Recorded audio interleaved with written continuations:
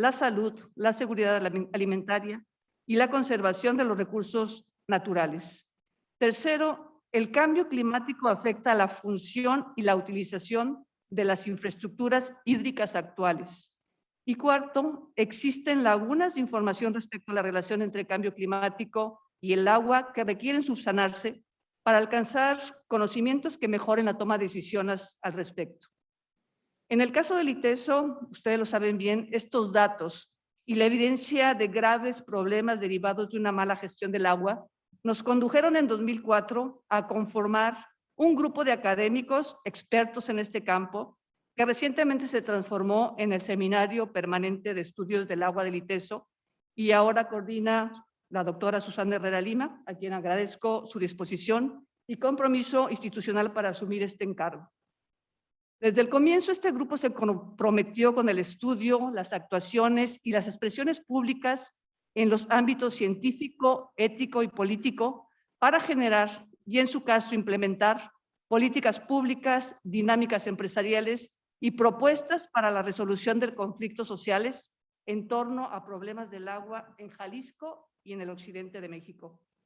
Menciono muy brevemente algunas de las actividades que ha realizado este grupo, como diversas declaraciones públicas con una visión que privilegia la producción y la divulgación interdisciplinaria del conocimiento sobre el agua, investigaciones interdisciplinarias en torno a conflictos socioambientales y alternativas emergentes que involucran agua y producción extractiva, sobre la violación de derechos humanos por crisis sociohídrica, en torno a sistemas de tratamiento de agua de bajo consumo energético, en torno a los desafíos de la gestión del agua en zonas del semiárido como los Altos de Jalisco, a la contaminación del agua en Chapala, en los poblados de Mezcala y San Pedro Ixicán, o la modelación hidrológica a escala de microcuenca en la zona metropolitana de Guadalajara, entre otros muchos. También este grupo ha ofrecido modalidades educativas sobre el tema del agua dirigidas a los alumnos del ITESO y a otros sectores sociales. Ha participado en diversas organizaciones, instituciones locales, nacionales e internacionales como el WaterLat, GoBasit, el Tribunal Latinoamericano del Agua. Ha asesorado científicamente a diversos grupos y organizaciones que luchan por la defensa del agua y el territorio. Unos cuantos ejemplos son los habitantes del Río Santiago, específicamente los pobladores del Salto y Juanacatlán, afectados por la contaminación de este río, los afectados por insuficiencia renal en la ribera del lago de Chapala y los involucrados en el conflicto por la construcción de la presa y el acueducto del Zapotillo. Y por último, las intervenciones públicas ante distintos problemas como el desabasto del agua en la zona metropolitana de Guadalajara, que se agudizó a principios de este año. En este día, además, estamos avanzando en el fortalecimiento con la ya robusta relación que tenemos con el doctor Pedro Arrojo Agudo, nuestro amigo de muchos años, relator especial de los derechos del agua potable y al saneamiento de la Organización de las Naciones Unidas. Y estas experiencias, y con ello termino, han conducido al ITESO a la progresiva construcción de una postura institucional que podría resumirse como sigue: en el impulso y la promoción de una gestión sustentable que contempla el ciclo social y natural de las aguas en la diversidad de contextos locales y regionales para lograr la justicia hídrica y ambiental. Con base en las experiencias antes mencionadas, el ITESO plantea 4 puntos clave para continuar avanzando hacia la sustentabilidad del agua. Primero, el ciclo del agua y el ciclo de la vida deben ser estudiados como una unidad. Las configuraciones regionales del ciclo del agua se han de estudiar en un marco que las conciba como un sistema complejo, adaptativo, socionatural, en el que la naturaleza no se subordine a la actividad humana. Tercero, el reto principal que enfrentamos es la promoción de una nueva relación entre la naturaleza y la humanidad. Cuarto, la tecnología debe estar al servicio de todos los seres vivos y no solo de una élite dominante. Concluyo con una invitación a continuar colaborando en la tarea que convocó la Congregación General 36 de los Jesuitas, a quien está confiado el ITESO.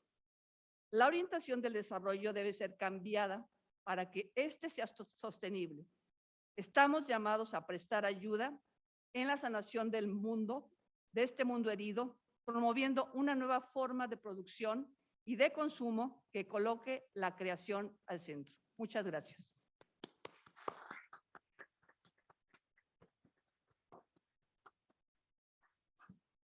Muchísimas gracias, doctora Catalina Morfín. Ahora le quiero dar la palabra a la doctora Susana Herrera Lima, quien es la coordinadora de este seminario permanente de estudios del agua del ITESO. Adelante, doctora. Muy buenos días a todos y a todas. Bienvenidos y muchas gracias por estar aquí. Mil gracias, querido Pedro, por esta deferencia tan especial de acompañarnos en la inauguración de los trabajos de este grupo del agua, que ahora se constituye formalmente como Seminario Permanente de Estudios del Agua. Has sido cercano a muchos de nosotros desde hace muchos años, has sido referente, interlocutor, consejero, amigo. Es altamente significativo para nosotros que seas tú quien dicte la conferencia inaugural del seminario. Agradecemos también especialmente a nuestra directora general académica, la doctora Catalina Morfín, por la oportunidad de integrarnos ahora como grupo de trabajo institucional. Daremos continuidad al trabajo que se ha venido realizando por años, en diferentes instancias y desde diversas perspectivas. Pero este se verá enriquecido y favorecido de manera muy importante, sin duda, por la interlocución y la discusión colectiva permanente a las que este espacio nos convoca. Ahora en el marco institucional y por la posibilidad del trabajo orgánico y la integración de diversas miradas y perspectivas para abordar las problemáticas de agua en la región.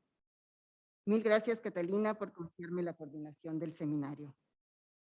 Este espacio nos permitirá enriquecer el diálogo con otros grupos de trabajo a nivel nacional e internacional y, sobre todo, mantener nuestro compromiso con las causas sociales, con las organizaciones y con las comunidades afectadas por la contaminación, por el despojo, por la mala gestión, por la distribución injusta, entre otras muchas cosas.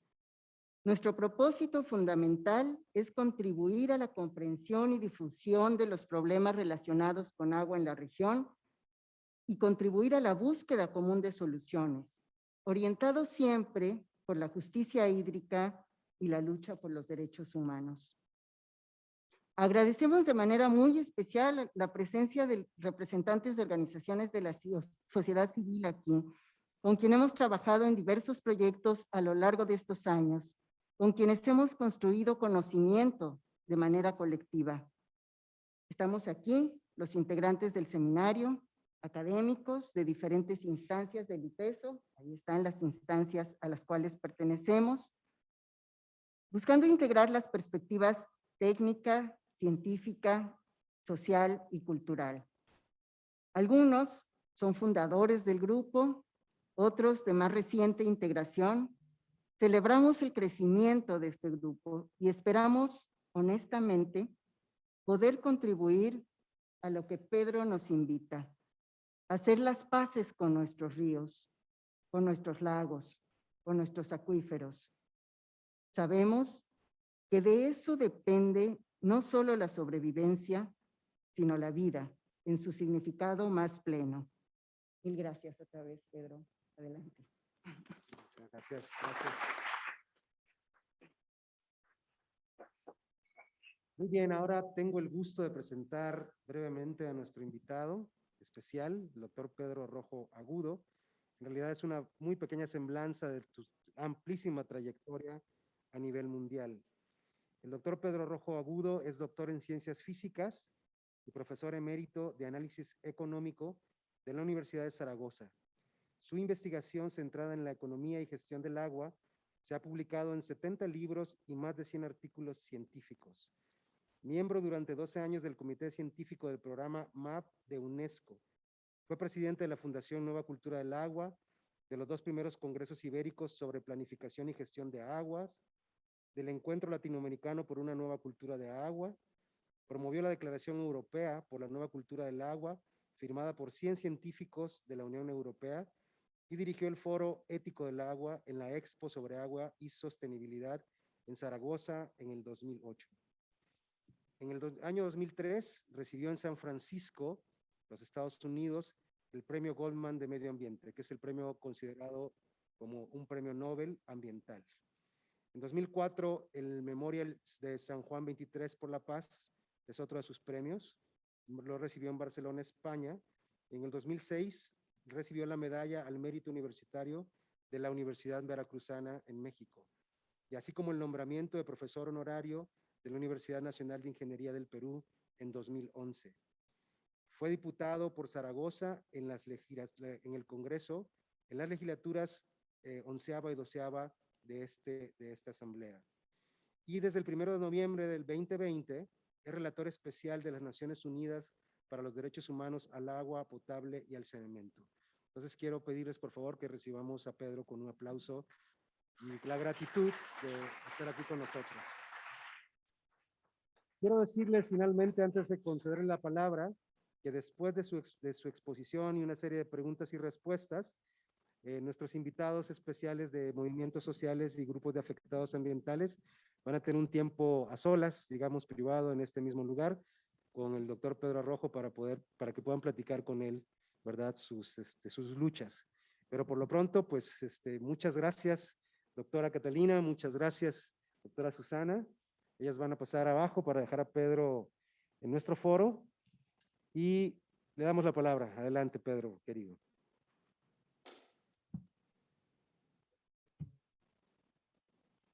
Ahora sí. Ante todo, muchísimas gracias. Venir aquí al ITESO es un privilegio y decimos en Aragón, es una gozada, encontrarme con los amigos, con el ambiente y con un ambiente universitario en el que me reconozco. No a menudo, no me siento orgulloso muchas veces de mi condición de universitario y me avergüenzo muchas veces del elitismo universitario, no acá, en el mundo, en mi país, en mi universidad también, pero de vez en cuando te encuentras con espacios, lugares, proyectos en los que te reconoces y te reconcilias, ¿no?, con tu trabajo privilegiado en última instancia como profesor universitario. Es el caso. En ITESO cada vez que vengo me reconozco en este ambiente. Así que gracias por este privilegio. Yo vine a Guadalajara de vuestra mano hace ya 16 años. El tiempo pasa veloz y sin pedir permiso, que digo yo, ¿verdad? Y fue en Clavijero, se llama. Estaba entonces el proyecto Astediano, y me habíais llevado la víspera, me había dicho, doctor, le vamos a llevar a conocer el enclave. No me extiendo, pero bueno, de repente me viene un cañón impresionante. No sé si está siempre tan bonito, pero aquella mañana yo no sabía que Guadalajara estaba por ahí y que había un río cerca que se llamaba Santiago, no sabía nada más, en mi ignorancia. De repente me veo en un cañón. Oiga, pero este es el cañón del Colorado. El río bajaba potente. Cuéntenme, díganme. Espere, doctor, espere. Al fondo una cascada blanca. ¡Qué maravilla! Pero explíquenme, por favor. Doctor, tranquilo, espere, paciencia. Llegamos a la cascada, abrimos la furgoneta. ¡Oh! Un olor, una pestilencia insoportable, montañas de espuma. Por eso le decíamos, doctor, aquí tiene las cloacas de Guadalajara en caída libre sobre el río Santiago. Aquí se va a hacer la presa. Y luego se bombeará el agua para dar de beber a Zaragoza, a Guadalajara. Entonces me venía la prensa, la televisión. ¿Qué opinión tiene? Y mire, permítanme no hacer ninguna declaración porque estoy en colapso cerebral. Mañana hablaré. Y en efecto, en Clavijero por la noche había soñado, por la noche pienso y me salen ideas interesantes sin darme cuenta. Y dije, voy a hacer una apuesta.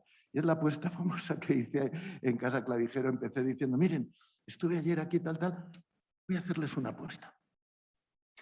México será país líder en el mundo en el cuidado y conservación de sus ríos. Entonces, un murmullo por el espacio, está mucha gente, ¿no? Y yo estoy seguro que los comentarios, este pobre español ha bebido agua del río Santiago y tiene ya el cerebro en descomposición. Ella no tiene solución, el pobre. Y dije, no, no, les explico rápido. Y os lo digo rápido porque eso basa un poco luego consideraciones que voy a hacer. Y digo, mire, esa apuesta, no sé si viviré suficiente para cobrarla, ¿eh? Una buena cena en algún sitio de acá, donde ustedes quieran. Pero la voy a ganar. Y la voy a ganar por lo siguiente. México es el único gran país de los que yo conozco en donde, por razones, creo que en esta ocasión de esto no tuvimos la culpa los españoles, las grandes poblaciones estaban asentadas en medio del continente. Es de los pocos países en donde sus grandes ciudades están en el centro del continente. Con lo cual, la solución que están tomando muchas ciudades importantes en los litorales, que acaba siendo, si no tengo suficiente, o sobre todo suficiente agua de calidad, de sal o agua marina, 60 céntimos de euro, 70, 1000 metros, 1 metro cúbico, 1000 litros, es pagable, servicios urbanos. Ustedes no van a poder hacer eso. Solo les queda una solución, hacer las paces con sus ríos, y lo harán. Y lo harán porque no les queda otra. Cuanto más tarde, peor. Pero lo harán. Y lo harán sobre todo el día en que las mujeres, que suelen ser las que, por tradición de cultura, de género, pues se encomienda el cuidado de la familia, cuidado de los niños. Cuando las mujeres perciban que la salud de sus hijos, de su familia, está en peligro por el agua que beben, se pondrán a la cabeza y tendrán una fuerza moral, social y política imparable. Y esto lo harán, y yo ganaré mi apuesta. Bueno, renuevo la apuesta, ¿eh? Me hubiera gustado ganarla ya, pero la renuevo, la ganaré, la ganaremos, la ganaremos. Bueno, en esa ocasión, cuando vine, ustedes ya estaban en una sintonía encabezada en gran medida, lo digo no por hacer vamos a hacer la pelota que se dice allí en España, digamos, echarles piropos ya que me invitan, ¿no? Pero tenían ustedes mucho protagonismo ya en esa iniciativa que creo que se llamaba Coloca o algo así, que era un encuentro de sectores académicos que con el tiempo, en aquellos momentos seríais junior, ¿no? No pintaríais mucho. Hoy sois investigadores consolidados, potentes, ¿no? Con prestigio académico y social, y aún deberíais de tener más, y lo tendréis, ¿eh? Pero fuisteis en gran medida los promotores de ese encuentro de la sociedad, de la comunidad universitaria, de la comunidad científica, con los movimientos sociales y con los afectados y afectadas. En este caso era la presa de Arcediano, pero enseguida fue la contaminación del Santiago, enseguida fue Temaca. El ITESO estuvo ahí. Y yo recuerdo que yo venía de hacer la Fundación Nueva Cultura del Agua, en donde no me voy a meter, pero es una red impresionante de académicos de 70 universidades de España y Portugal, sobre todo, en alianza, pero no para dar la razón a los movimientos, sino para entender bien los problemas. Lo dije el otro día ante el presidente en Temaca, porque creo que en este caso el presidente ha sido capaz de escuchar, de atender, de escuchar en directo a los afectados. Y yo digo siempre una cosa, y la quiero compartir porque creo que debería ser actitud del investigador, de la investigadora, del mundo universitario. Y al fin y al cabo somos los privilegiados por esta sociedad que nos da el privilegio de habernos formado y se supone de tener más capacidades activas de conocimiento para proponer soluciones a los problemas. Bueno, pues desde esa dinámica yo decía, miren, mi experiencia ha sido la siguiente. Si queremos resolver los problemas, graves problemas, y ahora como relator de Naciones Unidas, pues una oleada agobiante de problemas brutales, ¿no? En torno al tema del agua y el saneamiento. Bueno, si queremos aportar soluciones, primero tenemos que entender los problemas. Y para entender los problemas, lo primero que hay que hacer y fundamentalmente es escuchar a las víctimas, a los que los sufren. Porque las víctimas, los que sufren los impactos de esos problemas, tal vez no tengan razón en todo lo que digan o propongan, tal vez, pero eso sí, son los que mejor conocen los problemas que sufren en sus propias carnes. Luego, si queremos llegar a entenderlos para intentar ayudar a resolverlos, tenemos que hablar, escuchar, entender a la gente que los está sufriendo en primera fila. Debería ser una convicción de los científicos, de los que intentan conocer para resolver problemas. Y yo creo que ahí me encontré cuando llegué aquí en una especie de mundo que evolucionaba en paralelo con mi mundo allá en Zaragoza, allá en España, en esa especie de alianza que debería ser muy natural entre la academia, el mundo científico y los movimientos sociales, sin despreciar a la administración, intentando hacer puentes inteligentes y conscientes que permitan ayudar a resolver los problemas que sufre la gente de manera desproporcionadamente mayor entre los más empobrecidos y vulnerables. Por eso, gracias ya desde hace 16 años. Yo creo que estamos en general, y es evidente ya, en todos los campos de la ciencia, en un cambio de paradigma. No es nada nuevo, pero los cambios de paradigma no se decretan, se cuecen a fuego lento en la conciencia social colectiva, y estamos transitando de un paradigma de dominación de la naturaleza a un paradigma de sostenibilidad, entre otros. Paradigma de dominación de la naturaleza, en tema de aguas es muy relevante, y es de lo que hablaremos, que a veces me dicen paradigma capitalista. No, es precapitalista. Es un paradigma que, digamos, el paradigma que pone en el altar mayor a la ciencia, pretendidamente como herramienta de dominación de la naturaleza, ¿no? Emerge en el Renacimiento, con todo un montón de aportaciones históricamente tremendamente positivas para los avances de la humanidad. Pero como todo, tiene también su lado oscuro, su tiempo, y al principio el niño es pequeñito, bonito, guapito, luego se hace joven, fuerte, interesante, positivo, y luego nos vamos haciendo ya mayorcitos y entramos en decadencia. Pues bien, los paradigmas también. Ha habido siglos de paradigma de dominación de la naturaleza hasta que hemos llegado a que desde esa, vamos a decir, arrogancia tecnocrática a veces, ¿no?, que olvida incluso las esencias de la ciencia. La ciencia, en su naturaleza, entiendo yo que debe ser profundamente humilde. Yo solo sé que no sé nada, decía ese sabio, ¿verdad? Porque es verdad, cuando sabes más, eres más consciente de lo mucho que no sabes, que es mucho más que aquello que sabes. Y yo eso lo he estudiado como estudiante. Yo iba nerviosísimo a los exámenes, estudiaba mucho, era muy bueno, sacaba buenas notas. Pero cuanto más estudiaba, más inseguro iba, porque era más consciente de lo mucho que todavía no entendía bien. Si no estudiabas mucho, estudiabas poco, algo de memoria, parece que ya me lo sé. ¡Pam! Allá va, ¿no? Bueno, pues la ciencia debería ser humilde, pero no. Sobre todo en esa dinámica de aplicación de paradigma de dominación de la naturaleza, hemos ido evolucionando aceleradamente hacia la arrogancia tecnocrática. ¿Podemos hacer tal cosa? Sí, claro. Oye, ¿y si hay problemas? ¿Y si hay impactos? ¿Y si hay... No hay problema, la ciencia lo resolverá. Bueno, pues ahí tenemos el cambio climático, ándale, ¿no? Y otros muchos, ¿no? Luego, por tanto, hay el principio de precaución, que hoy ya, por ejemplo, en Europa ya es principio legal. Es obligación legal, interpretable por los tribunales. Pero ya no es un buen consejo de buenas políticas, no, es principio legal.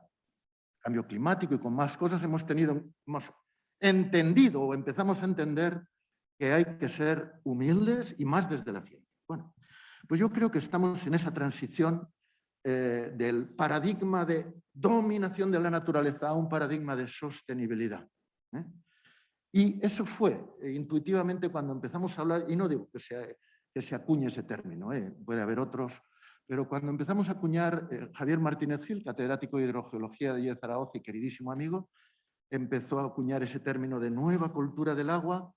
Era una intuición, era la intuición desde el ámbito de la ciencia de que teníamos que cambiar en el tema de aguas muchas cosas. Teníamos que cambiar la comprensión de la tecnología, la aplicación incluso de las nuevas tecnologías. Teníamos que cambiar instituciones, teníamos que cambiar, pero más allá de esos muchos cambios institucionales, políticos, sociales, había un cambio más profundo que inspirar. Era un cambio cultural. Era un cambio en el orden de valores a la hora de cómo nos relacionamos con la naturaleza y cómo nos relacionamos en torno con nosotros mismos en torno a la gestión del agua. Y yo creo que esa reflexión nos llevó a hablar de manera ambiciosa de nueva cultura del agua. Fijaros que ya solo hablando de eso ya se está induciendo una necesidad desde el ámbito científico, de estudio, de la interdisciplinaridad. No de la multidisciplinaridad, sino de la interdisciplinaridad. Pues bueno, eso fue lo que me encontré con vosotros acá. Dije, uy, estoy en mi casa, ¿eh? Y ahí seguís, y ahí vamos avanzando. Permitidme, ya entrando más en el tema del agua, en una razón que profundiza la necesidad de esa interdisciplinaridad, y es algo que desde Naciones Unidas estoy intentando insistir con alguna gente que se siente incómoda y no malintencionada cuando hablo de que es necesario para entrarle a la gestión de aguas en serio y de verdad, conviene hacer una reflexión ética. Entonces, cuando dices eso en ciertos ámbitos más descartianos, no más, incluso en el ámbito jurídico te dicen música celestial, estamos con la ética, esto suena a iglesia o yo qué sé qué, ¿no? Moralismo, quedar bonito. Aquí lo que vale es las leyes, las normas. Cierto. Bueno, pues entonces hagamos una reflexión ética para inspirar luego su aplicación y su aterrizaje en las normas, en las leyes, en las prioridades científicas, en todo lo que luego es palpable y motivo de políticas y estrategias de gestión públicas o no. Fijaros, yo suelo contrastar, digo, mirar el agua, hago una comparación, igual me voy a pasar de tiempo. Bueno, dadme un toquecito con confianza cuando ve acabando, yo en 5 minutos acabo. Yo comparo y doy una referencia entre, por ejemplo, fijaros, la madera y el agua. Son dos bienes naturales renovables. Luego, por tanto, desde la perspectiva que yo os estaba diciendo del paradigma de sostenibilidad, un compromiso previo fundamental, sin quitarle valor al agua como recurso y a la madera como recurso, tenemos que garantizar la sostenibilidad del ecosistema forestal, la sostenibilidad del ecosistema fluvial o acuático, como ecosistemas vivos. Y sobre esa base tendremos recurso, pero tendremos recurso de manera sostenible. Ok, supongamos que ya hemos conseguido y lo conseguiremos, no porque seamos buenos ni ecologistas, sino porque no nos queda otra. Avanzaremos en la sostenibilidad y que ya hacemos una gestión sostenible de los bosques y que ya hacemos una gestión sostenible del agua. Sacamos agua no más de la que permite que el río siga siendo un ecosistema vivo y en equilibrio, en buen funcionamiento, y madera, no quiebre, la salud, la sostenibilidad del bosque. Ya tenemos agua, recurso, madera, recurso. ¿Cómo gestionarlas? En el caso de la madera, decimos, bueno, es un bien natural, renovable. ¿Y para qué sirve? ¿Cuáles son las funciones de la madera? Pues mira, permite hacer mesas, ¿verdad? Puertas, barcos, vigas, tal vez. Muchas cosas, todas ellas, todas esas utilidades de la madera, pensadlo, son consistentemente sustituibles por bienes de capital. Y por tanto, si yo os dijera que el leñador que corta los troncos, ¿cómo los gestionará o los venderá? Tiene que gestionar los troncos respetando la sostenibilidad del bosque, ya lo he dicho. Los venderá al aserradero más cercano o al que le dé mejor condición de precio. El aserradero hará tablas que las venderá al carpintero. El carpintero hará muebles que nos los venderá. Estoy hablando de mercado. Y nadie se siente muy incómodo, creo yo, hasta aquí. Si se ha respetado la sostenibilidad y sabiendo que el mercado siempre puede introducir ciertas perversiones que conviene reglamentar, regular adecuadamente. Si hablamos del agua y hacemos lo mismo, nos estaremos equivocando profundamente. Y voy a hacer la reflexión ética y luego tendré las consecuencias jurídicas que tenga que tener. Yo digo, si el agua la gestionamos como una pura mercancía, como un puro bien económico útil y escaso, lo que vamos a hacer de entrada es transformar a los ciudadanos y ciudadanas, a los vecinos y vecinas, en meros clientes. Yo desde el mundo de Naciones Unidas insisto, La crisis global del agua en el planeta agua, el planeta azul, 2.200 millones de personas sin acceso al agua potable. Se dice pronto, ¿eh? Muchos o bastantes de ellos están en este país y en otros. Y se piensa en términos de escasez. Digo, no, hay escasez. Estamos produciendo escasez en todo. Estamos haciendo escaso al mundo que tenemos. Pero no es la clave esa, ¿eh? Esos 2.200 millones de personas, en su inmensa mayoría, no son personas sedientas, sin agua en sus entornos de vida. Son en su inmensa mayoría personas empobrecidas que viven junto a un río, una fuente o un acuífero contaminado. Luego, por tanto, hay una clave fundamental a la hora de afrontar esa crisis global del agua. La primera clave, hacer las paces con los ríos. Recuperar la salud y el buen estado de esas masas de agua, de esos ecosistemas acuáticos de los que depende la vida diariamente de esas 2.200 millones de personas en pobreza. Bueno, pues por ahí va un poco la idea de esa primera reflexión ética. Por eso yo digo, los distintos usos del agua, depende de cuáles, no tienen un valor comparable. Yo soy economista y, por tanto, mi obsesión primera sería decir, es útil y escaso, es un bien económico y que el mercado incentive un uso eficiente de esa escasez y de esa utilidad del agua. Pero entonces hacemos a los 2.200 millones de personas empobrecidas, los transformamos en clientes, pero en clientes pobres que no pueden pagar. Luego ahí tenemos la contradicción. Y luego, por tanto, en vez de afrontar el problema que deriva de esa crisis global del agua, agravamos la vulnerabilidad de los más vulnerables, de los más empobrecidos. No es solución, por ahí no va la solución. Por eso, desde esa reflexión ética del agua, digo, a ver, ¿cómo valoramos para gestionar mejor el agua? Naciones Unidas este año, el 22 de marzo pasado, lo dedicamos a eso, valorar el agua, y le preguntamos a la gente, ¿qué es el agua para usted? ¿Una mercancía? ¿Qué es? ¿No? ¿Qué valor tiene? ¿No? Entonces hicimos todo ese debate y yo insistí, más que el valor del agua, hablemos de los valores del agua. ¿Cómo comparar el valor de los 100 litros persona y día, o los que sean, de ese mínimo vital que cualquier persona necesita para una vida digna, para él y para su familia, con el valor que tendría el agua para llenar legítimamente una piscina? Es que no podemos compararlo. Es como te digo, compárame el valor del cariño que tienes por tus hijos con el valor del ordenador que tienes en tus manos. Perdón, es que no lo puedo comparar, es que son rangos de valor de distinta categoría ética, en donde no cabe decir, cabe priorizar. Y por eso yo digo, tenemos que hacer un debate, una discusión sobre prioridades éticas, para eso saberlo transformar luego en leyes, normas, procedimientos, etcétera, de gestión.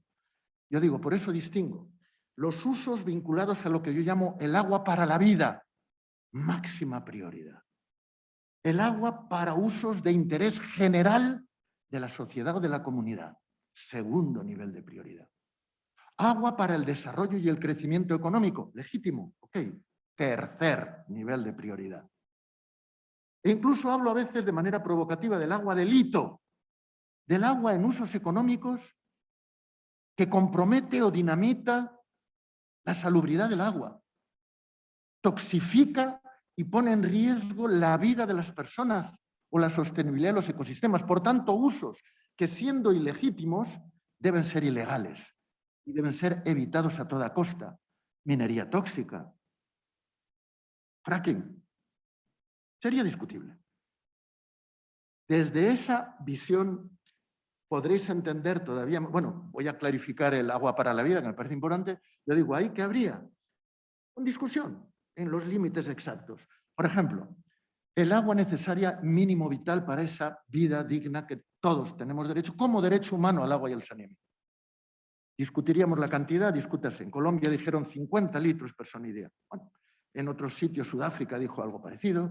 Naciones Unidas se atreve a decir, bueno, podrían ser 100 litros persona. Bueno, discútase en cada territorio, cada cultura. Bien. Derecho humano al agua potable y al saneamiento. No puede haber escasez de derecho humano. No tiene sentido. Pongamos 100 litros persona y día. ¿Cuánto es eso respecto a toda el agua que sacamos de la naturaleza de agua dulce? ¿Sabéis cuánto es? No llega al 5%. Ningún río se seca por sacarle el 5% del agua de la que le estamos sacando. Luego, si hay prioridad para ese derecho humano, no puede haber el pretexto de la escasez para decir que no hay derecho humano a esto. También el agua que necesitan comunidades vulnerables para garantizar su soberanía alimentaria. Es decir, aquellos que cultivan lo que van a comer o que pescan lo que van a comer. Bueno, eso es también el derecho humano a la alimentación. No es tanta. Ningún río se seca por eso. Agua vida. E incluso el agua que necesita el río para ser un río en buen estado de salud. Eso es más agua. Pero es imprescindible, porque es nuestra red de provisión global del ciclo hídrico. Tarde o temprano lo iremos haciendo. Europa lo ha puesto en la ley como primer objetivo de la ley. No habla ni una palabra del PIB. Objetivo de la ley, recuperar el buen estado ecológico de los ecosistemas. Que vuelvan a vivir en nuestros ríos los animales y plantas, lo digo yo esto, que había antes de la barbarie del rostro pálido. Por la cuenta que nos trae, no porque seamos ecologistas, cristianos, católicos, musulmanes, buenos o malos, por la cuenta que nos trae. Eso es agua vida y debe ser la prioridad en la gestión. No me enredo ya con lo demás porque si no, no entro a tope con cosas liado demasiado. Bueno, pues en ese contexto entendéis la importancia de nuevo de la interdisciplinaridad del enfoque científico. ¿Cómo estudiar esta problemática compleja que incluso tiene que ver con principios éticos, con principios de enfoque holístico, que integra cuestiones sociales, integra cuestiones de ingeniería, integra cuestiones por encima y por debajo del territorio, hidrogeología y superficial, que integra valores de calidad, química, biología.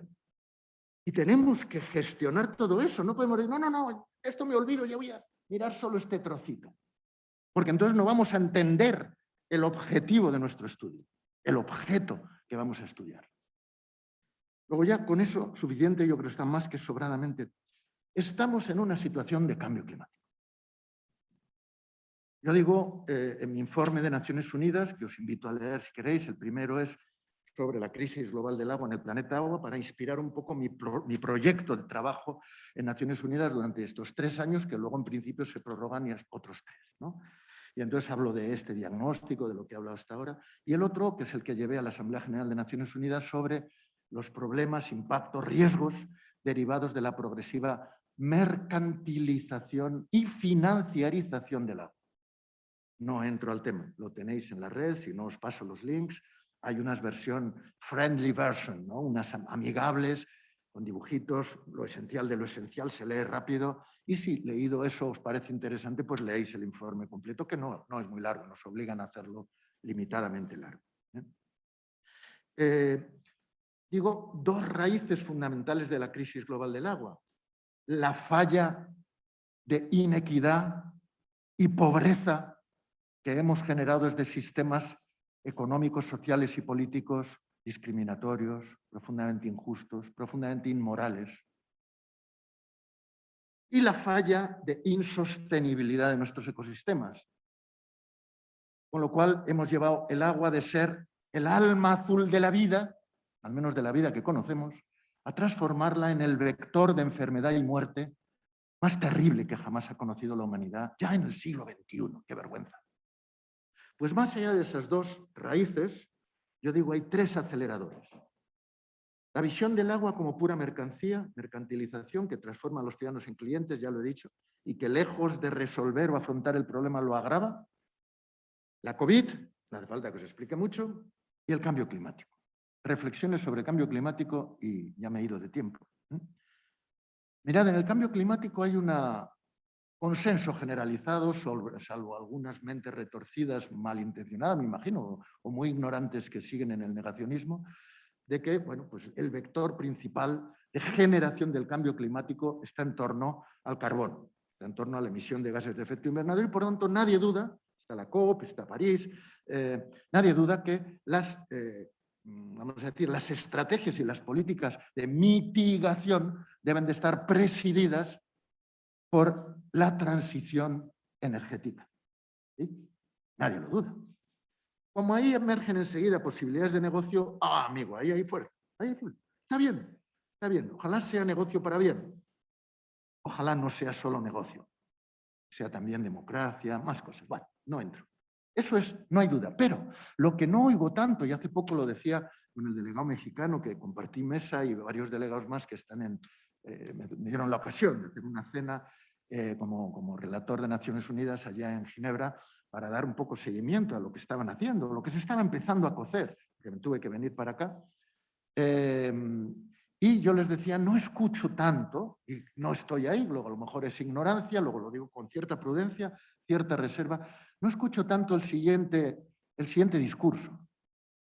En efecto, el vector generación es el vector energía, pero el vector de impacto social, particularmente sobre derechos humanos, particularmente sobre los más vulnerables y empobrecidos, derivados del cambio climático, se generan en torno al vector agua.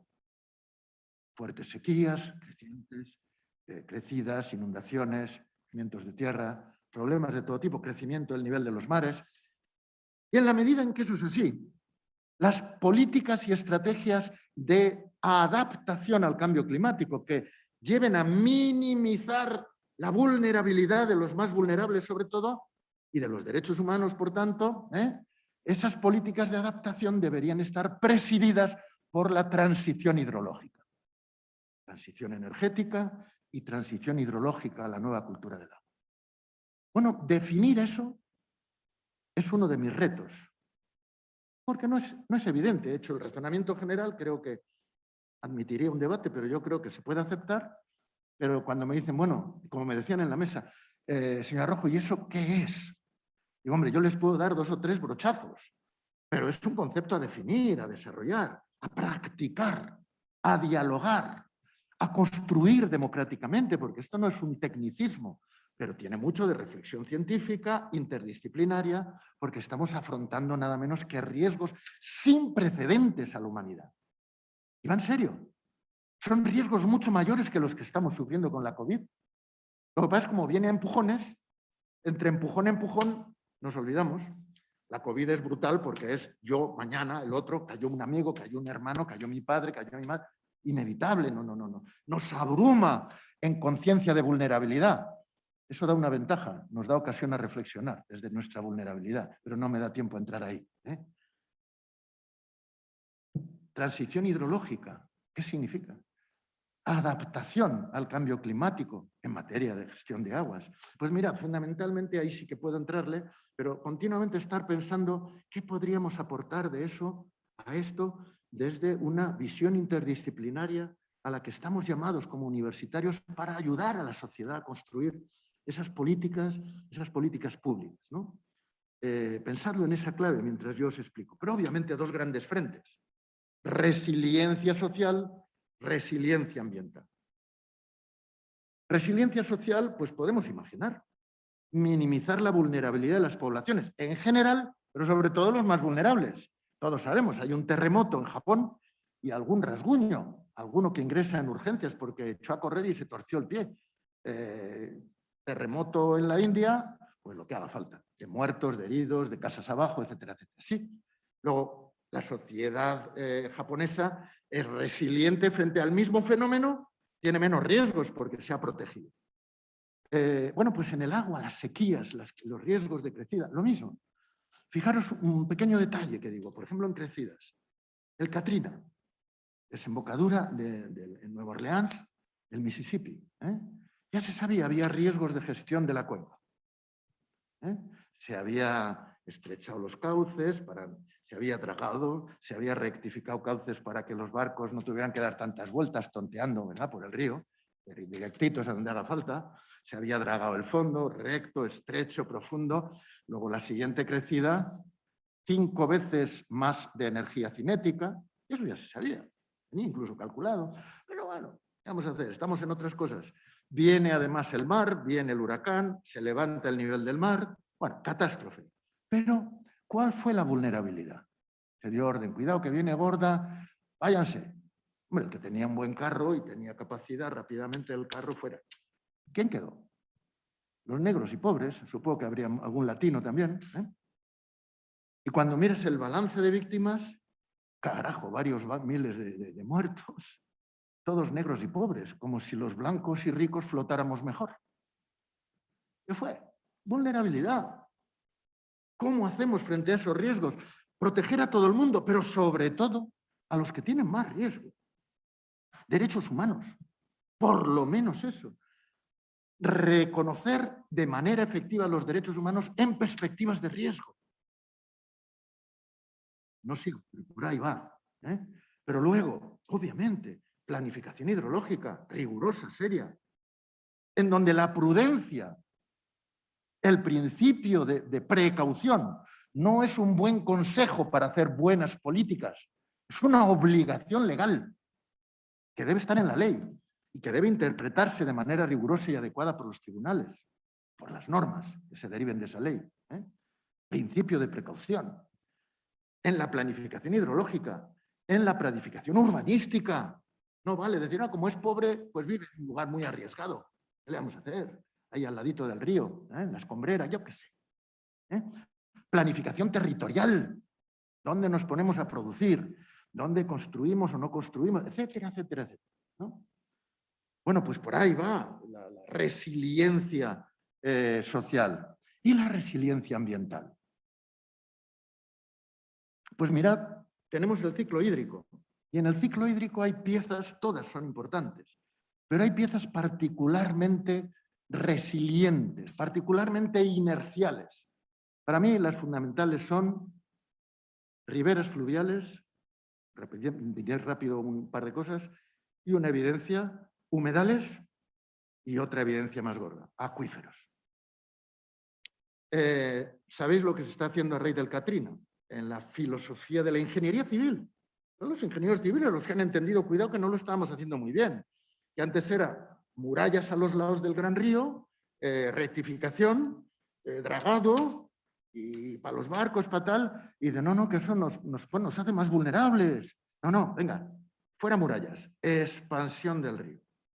Give space to the water. Renegociar con el río los espacios de expansión, sobre todo en espacios preurbanos de las llanuras de inundación. No le vamos a devolver al río toda la llanura de inundación, ok, pero le vamos a renegociar un espacio. Barreras con compuertas para inundación suave, que no rompe, que fertiliza, pero en todo caso que se indemniza con adelanto. Esas son las políticas que está habiendo de prevención de inundación, recuperar los espacios de inundación de los caudales fluviales, en zonas donde eso sea pertinente y posible. Luego, por tanto, los ecosistemas de ribera, recuperar los meandros, porque frenan la crecida. Recuperar los bosques de ribera, porque frenan la energía cinética de la crecida. Es decir, todo lo que habíamos quitado, recuperarlo, porque esa naturaleza nos ayuda frente al riesgo de la crecida. ¿No quita todo el riesgo a la ciudad? No, pero a lo mejor nos quita un 40%. No está mal, está mal. Humedales. Antes eran, cuando llegamos los españoles aquí, la filosofía, más allá de que hiciéramos burradas de todo color, bueno, pues la cuestión era, el humedal era insalubre. Oye, había malaria, mosquitos, no sé qué. Hay que sanear el territorio. Venga, el agua fuera, ¿no? Todo lo posible. Había una capacidad limitada de hacerlo. Luego los propios mexicanos como mexicanos seguisteis buena lección por ahí, ¿no? Y le disteis caña a la laguna, le disteis caña, bueno, le dimos caña a todos, ¿no? El humedal era necesario quitarlo para progresar, incluso para tener mejor salud. Hoy entendemos que los humedales son una cuestión vital para nosotros, no para los mosquitos, para nosotros. Son macrodepuradoras naturales que nos ahorran una cantidad de dinero ingente en la recuperación de la calidad de los... Segundo, son acumuladores de agua. Ayer venía de la laguna de no sé qué, en la Ciudad de México, que le están intentando recuperar un proyecto interesantísimo, pero claro, rompe la lógica de ir drenando, cada vez sacando el agua que hay dentro, para luego tener que traer trasvases. Bueno, todo esto, ¿no? Entonces están intentando recuperar la laguna, la zona de inundación, para que sea un espacio de acumulación de aguas de calidad. Claro, para eso no hay que contaminarlo, no hay que permitir que lleguen residuos contaminados, que empiece la eutrofización de la laguna, como ya está, y empiecen a crecer las cianobacterias que toxifican el agua, se transforman en venenosa. ¿No? Fundamental, pero es que es un tesoro lo que tienes ahí. Que eso funciona como una depuradora si le respetas la vida, si le respetas la sostenibilidad. Y tercero y fundamental, son zonas de expansión de la crecida. 40 centímetros de eso, 50 centímetros en la laguna, no hace apenas daño, no hace daño, y te ahorra inundaciones negras para 3 millones de habitantes, que es lo que hay. Inundaciones negras dentro de las casas. Bueno, pues segunda función fundamental, ¿no? Y por otro lado, los acuíferos, lo que no se ve. Yo suelo decir ojos que no ven, corazón que no siente y cabeza que no piensa. Los acuíferos son esenciales. Son los pulmones hídricos de la naturaleza, amigos y amigas. Son los que suministran el agua, aunque no llueva, a los ríos, los humedales. El agua que nos llega viene de ahí abajo. Es el iceberg. Nosotros estamos mirando la puntita. ¿Y qué pasa de lo de abajo? Infinitamente más grande que toda el agua que podamos almacenar en los 50.000 grandes presas que hemos hecho en el siglo XX. Mucho más. No me acuerdo cuánto más. Ahí estáis los hidrogeólogos, pero 10, 12, 20, 30, 40 veces más, lo que sea. Ese almacén no solo debe ser gestionado de manera sostenible para que alimente los ecosistemas acuáticos y las aguas de superficie, sino debemos de entenderlo y gestionarlo como reserva estratégica de ciclos de sequía que van a ser mucho más duros. Si nosotros arruinamos esos pulmones en tiempos de normalidad, cuando llegue la sequía estamos muertos. En cantidad y en calidad. Luego, fundamental, entender lo que hay ahí abajo y cómo se integra en un estudio holístico. Bueno, pues por ahí van las líneas de resiliencia ambiental, las líneas de resiliencia social y el reto interdisciplinar de entender esa visión holística integrada que yo creo que se nos está encomendando al mundo de la investigación, al mundo de la universidad. De manera que, bueno, pues espero haber ayudado a entender la dimensión y lo enormemente apasionante que es el reto que nos están colocando delante. Nada más, muchas gracias.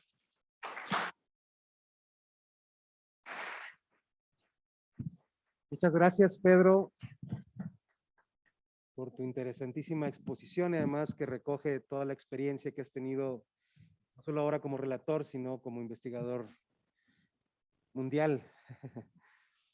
Vamos a tener ahora un tiempo de preguntas y respuestas. Primero vamos a dar la palabra a quienes nos ven en las redes, nos escuchan, y vamos a traer una selección de preguntas.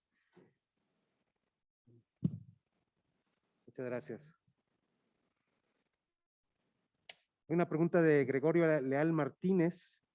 Dice, ¿de qué forma se puede generar una desmercantilización de los bienes de la vida, como el agua, desde diversos actores, principalmente la sociedad civil organizada?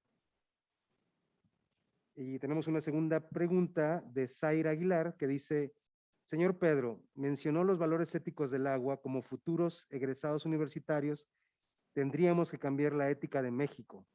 ¿Qué tendría que hacer yo como pequeño individuo ante un gobierno y una sociedad en donde esto no es relevante? Adelante, Pedro.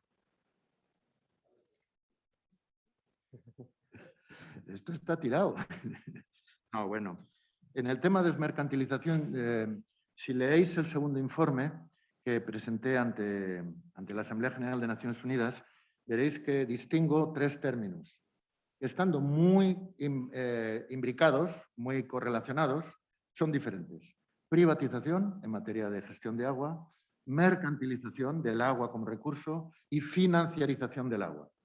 Entonces, la privatización ha estado más vinculada y fue analizada por el anterior relator justo hace un año, y os invito también a leer su informe porque era muy potente, Leo Heller, el profesor brasileño, sobre privatización. Es lo que hemos ido viendo en sitios aquí en México, en más sitios en el mundo, modelos de privatización de la gestión a través de la concesión de la gestión del agua en la ciudad por 30, 40 años a veces, etcétera, etcétera. No entro ahí. Mercantilización, que es en la que yo he entrado, es mercados de agua. Es decir, yo tengo, más que de agua, de concesiones de agua. Yo tengo una concesión, soy agricultor, y usted que es un industrial me dice, oye, viene sequía, te compro tu concesión. Eso en principio en el sistema concesional habitual en el mundo no es posible, porque el agua es pública, la concesión es para hacer lo que te ha dado el Estado para que tú hagas, si es para hacer agricultura. Pero lo que se suele hacer es, se levanta la restricción de estar vinculada el uso y la concesión y se puede compra-vender el derecho de concesión, ¿no? Eso para mí es peligroso cuando entra en el terreno de lo privado, porque se produce una deriva progresiva de apropiación privada del recurso. Eso lleva, por ejemplo, ahora en California, en donde hay, a pesar de todo, un aparato de Estado que controla, que no va de broma, pero aún así allí, ¿qué está pasando? Primero, que cuando no hay sequía no pasa nada, también hay poco mercado. Pero cuando llegan las sequías hay presión, hay alarma, y entonces el que tiene derechos de uso entra a negociar y a hacer un buen negocio. No simplemente a producir lo que se le ha dejado el agua, sino si a mí me está rentando 3 céntimos de dólar metro cúbico y yo puedo especular para que me den 20, pues 20. Digo, ya que no es tuyo. Y entonces, ¿eso qué pasa? Tira precios para arriba y cuando llega la tarifa del agua, del derecho humano al agua, pues, oye, se ha duplicado y hay más gente que no puede pagar, hay problemas, hay impactos sobre los más vulnerables. Es decir, se produce un problema de peligro porque ya ahí la administración pública ya no controla tanto y pasa a ser una dinámica de puro mercado. Peligroso, ¿no?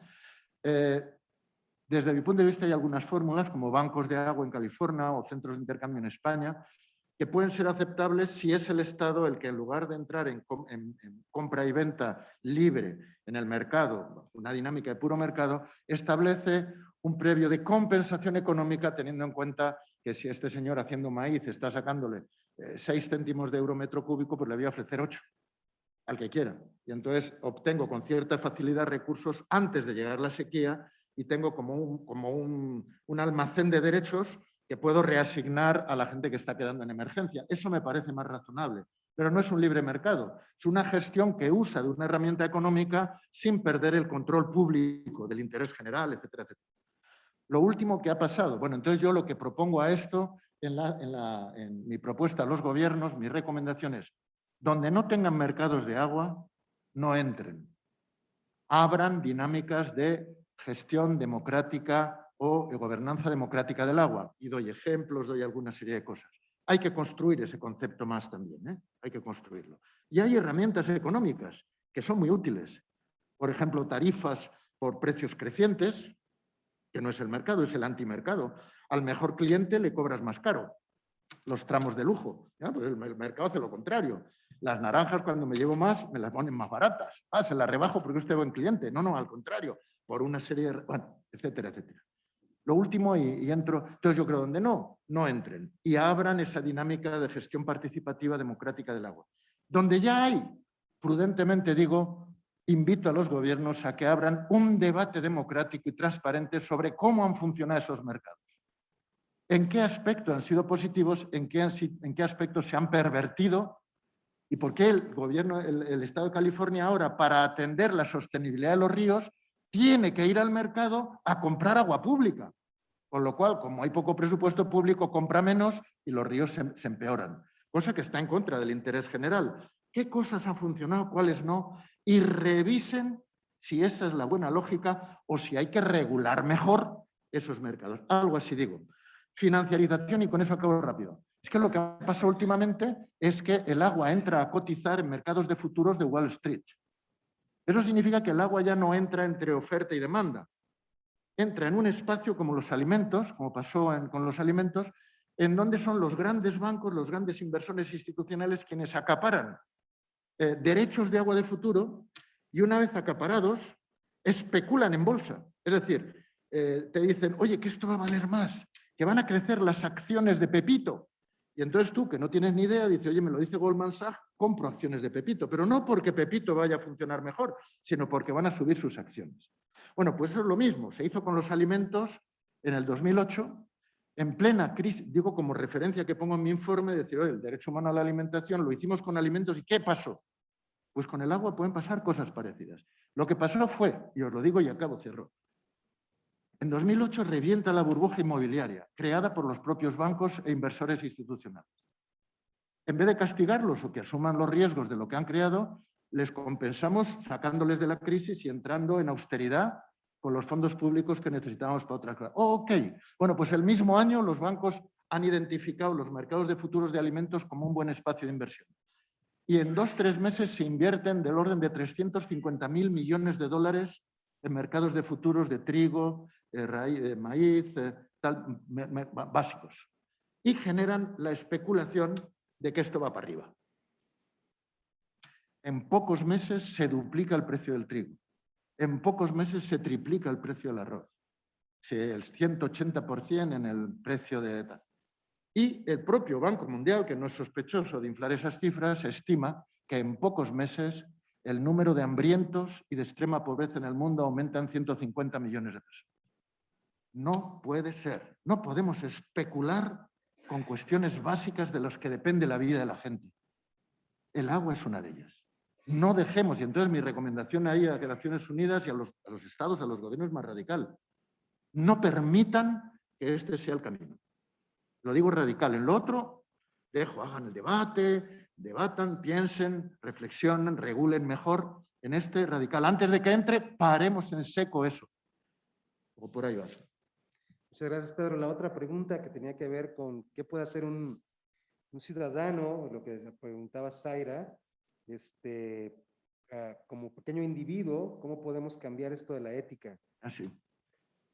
Mirad, eso no hay más solución que, o sea, la ética no se predica, por supuesto se discute, se concientiza, eso ahí. Yo ahora estoy haciendo una alianza grande con las plataformas interreligiosas, porque se supone que las religiones están presididas por la necesidad de una ética que va más allá de si el Dios se llama Mahoma o se llama Jesucristo, que me da igual, ¿no? Todos tienen un planteamiento humanista, entonces estoy intentando que haya una reflexión interreligiosa sobre el agua, para que me ayuden a hacer esa reflexión por encima de banderías o por encima de criterios ideológicos, ¿no? Y están en buena disposición, estamos entrándole ahí.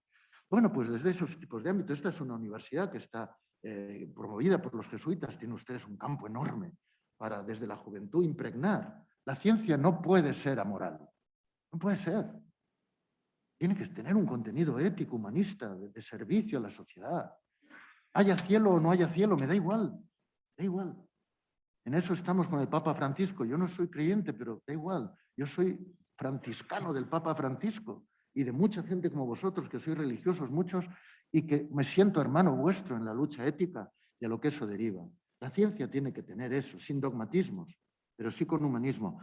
Y más allá de eso, pues la ciencia, lo que estáis haciendo en la ley, creo que estáis proponiendo con una participación ciudadana impresionante, la mayor del mundo, que la he saludado en el plenario de Naciones Unidas, ¿no? Ahí entra normas que están inspiradas por principios éticos y pasan a ser ley si es que lo conseguís. Bueno, pues peleemos por una legislación y luego por una aplicación de la legislación, porque tenemos una ley buena, luego no se cumple, pues hemos avanzado poco. De manera que eso es, la ética no es tanto una bandera como un compromiso personal y colectivo en un orden de valores, ¿no?, que tenemos que plasmar en la vida cotidiana. Muchas gracias, Pedro. Pues bueno, abro ahora el espacio para preguntas del auditorio. Por favor, el micrófono. Gracias, Sofía. Acá le piden. No, ahí está bien. Si te puedes presentar, digo, ya te conocemos, hermano, pero si te puedes presentar para el auditorio, la organización de la que vienes y para hacer la pregunta. Adelante. Claro que sí, Alejandro Juárez. Buenas tardes, soy miembro del Instituto Corazón de la Tierra y también miembro del Comité Científico del Comité Internacional de Ambiente Lacustres. Me llamó mucho la atención cuando comenzabas la ponencia. Pedro, perdón que te tuteé, pero yo tuve la oportunidad de estar justamente en la conferencia que diste en el ITESO cuando hiciste esta visita acá a Arcediano, y me acuerdo la sensación que transmitías en términos de estupefacción de no poder creer la tontería que estaba haciendo allá. Y eso, bueno, perdón, me da como una sensación de cercanía. Este tema de la nueva cultura del agua, me parece que es como muy importante y voy a hacer un pequeño preámbulo antes de hacer la pregunta. Acaba de terminar ayer el Congreso Mundial, la Conferencia Mundial de Lagos. Estuvimos ahí participando en el comité organizador y durante los 3 días un tema que se repitió de manera constante era la preocupación por los científicos, por los investigadores, en términos de cómo transmitir información a los tomadores de decisiones. Pero cómo transmitir esta información a los tomadores de decisiones de tal manera, primero, que hicieran caso. Había una circunstancia que se repetía y se repetía de percepción, de sensación de los investigadores, de cierta desesperación porque se están generando datos en algunos casos muy valiosos y estos datos se hacen a un lado muy fácilmente basados en cuestiones de tipo ideológico en términos de ciertos grupos, partidos o agendas que se están promoviendo. Pero bien, como bien dices tú, el tema del agua, al agua no le interesa la ideología, al agua no le interesa las creencias, digamos, particulares de tal o cual grupo, lo que les interesa es mantener cierto funcionamiento hídrico. En esta circunstancia, bajo tu rol que tienes ahora, tan valioso, tan importante, como el relator de la ONU, ¿cuál sería como tu recomendación en esta circunstancia? Porque otro tema, que esto lo comparto por el trabajo que estamos haciendo acá en Chapala, las comunidades, tanto indígenas como los ejidatarios, sienten lo mismo, pero dicho de otra manera. Entonces hay una circunstancia en donde el caso de la gente que trabaja, la gente que tiene terrenos forestales y agrícolas, se sienten desesperados porque no pueden transmitir lo que ven, pero al mismo tiempo se sienten desesperados porque los científicos no les saben comunicar a ellos. Entonces hay un tema en términos de la transmisión de la información, en términos, digamos, de cómo hacer llegar esta información de tal manera que permita agilizar, movilizar circunstancias. Y en realidad, básicamente esa es la pregunta. Muchas gracias. Gracias, Alejandro. Yo creo que tenemos suficiente tiempo, podemos ir una por una. Sí, adelante para contestar a fondo. Gracias. ¿Cómo transmitir la información? Yo diría una cuestión, el cómo es un importante, pues es decir, que hay muchas veces que nos dicen derecho a la información y antes yo recuerdo que a los proyectos, ahora te decían hay obligación, acceso a la información. Y cuando ibas a la Confederación Hidrográfica en mi país, por ejemplo, después de insistir, tengo derecho, mire que si no voy al juez, vale, venga, entre, lea lo que quiera. Y te daban un baúl así de grande, con el proyecto y tal, imposible de leer, imposible de entender. Entonces, claro, si tú quieres ofrecer participación y comunicación, tienes que, las instituciones deben de colocar la información accesible, para eso tenemos páginas web, pero la información relevante y entendible. Muy importante, ahí tenéis una interacción, una interface, ¿no? En donde es un reto de comunicación pública. No se hace un debate democrático si no se entiende de qué se está debatiendo, ¿no? Entonces es fácil la manipulación, etc. Lo digo porque fijaros que previo a eso hay una cuestión que inspira la pregunta que tú dices, y es, tú dices a los tomadores de decisión. De acuerdo, al final hay unas estructuras que toman decisión, pero fíjate lo que dice la Convención de Aarhus, que no sé si México la firmó, probablemente sí, ¿no? Europa la firmó y muchos otros países sobre temas de medio ambiente y de agua en particular, ¿no? Insiste en participación ciudadana proactiva. Lo que en otros casos llamamos, por ejemplo, cuando yo estudiaba con comunidades indígenas y campesinas, se habla del agua como bien común y, por tanto, gestión comunitaria. Bueno, pues en pequeñito, pues implica participación ciudadana proactiva. Proactiva significa que no solo es mío, sino que me responsabilizo yo también. O sea, que no solo pido, doy, presto atención, doy opinión. Bueno, pues en ese reto de participación ciudadana proactiva está todo por hacer. En Europa yo digo, a mí cuando me dicen una cosa más de 3 veces me molesta porque digo que no soy tonto, ya lo entendí. Bueno, pues si leo la Directiva Marco de Aguas, es el equivalente a la Ley General de Aguas, tú vas leyendo, buscas el buscador, cuántas veces lo dice y es abusivo. Participación ciudadana proactiva. ¿Qué pasa con el legislador? ¿Por qué insiste tanto? Bueno, porque han entendido que esto no es un problema tecnocrático. Claro que hay tecnocracia y hay, claro, técnicas que poner. Pero la clave está en la participación ciudadana, en hacer del agua un elemento democrático de gestión. Y eso es muy difícil. No estamos acostumbrados en que llega el Estado o llega la Conagua o la institución. Y bueno, pues hace una audiencia pública que es más una formalidad, pero no lo digo en México, lo digo en España, en cualquier lado, donde hay buena intención, se hace un formato, una misa, una escenografía litúrgica, pero luego se hace lo que estaba decidido. Lo que ya había decidido el equipo de ingenieros, eso va, ¿no? Eso no vale. Y entonces el propio legislador, yo creo europeo en este caso, que es consciente del reto, pues es abusivo en la insistencia de que hay que hacer ciudadana proactiva, ¿no? Y bueno, se va avanzando a dificultades, ¿no? Pero eso implica, entre otras cosas, abrir los espacios de deliberación y decisión a fórmulas y formatos institucionalizados democráticos. Por eso yo digo dos grandes retos de desarrollo frente al cambio climático, frente a la crisis global del agua. Y digo, hacer las paces con los ríos y promover una gobernanza democrática del agua. Para que pueda haber democracia tiene que haber comprensión del sujeto, comunicación y en efecto, lo que tú dices es vital. Y ahí pues están los profesionales también de la comunicación para hacer entendible lo que es complejo. Ese problema lo tengo y con eso acabo en la financiarización. Yo mismo soy profesor de económicas, no entiendo el lenguaje financiero. Y no me avergüenzo, pero lo digo, lo confieso. Entonces tengo alumnos muy brillantes que han estado en ese mundo, un alumno muy brillante que fue premio fin de carrera, que estuvo dirigiendo operaciones especulativas en el Goldman Sachs y cayó como San Pablo del caballo, lo que sé, no sé, y ahora está en la Carlos III y conoce ese idioma que es mucho más difícil que el chino cantonés, y entonces me lo intenta explicar para yo poder hacer el informe de Naciones Unidas. Y cuando me ha explicado tres minutos diciéndome, para, Juan, vuelve a empezar, no entendí nada. Explícamelo como si lo estuvieras explicando a tu madre, ¿sí? Para que yo lo entienda. Y luego mira a ver yo cómo lo explico. Hablé con un senador norteamericano, me dije, mire, este debate lo hicimos en Estados Unidos a finales de los 90, principios de 2000, para liberalizar la entrada de los bancos y los grandes financieros especuladores, para que entrara la especulación a la gestión de los mercados de futuros de alimentos. Y como había cierta alarma y cierta preocupación, hicimos un debate muy a la americana, comisión parlamentaria, expertos aquí. Yo he repasado las actas y algunas son espeluznantes.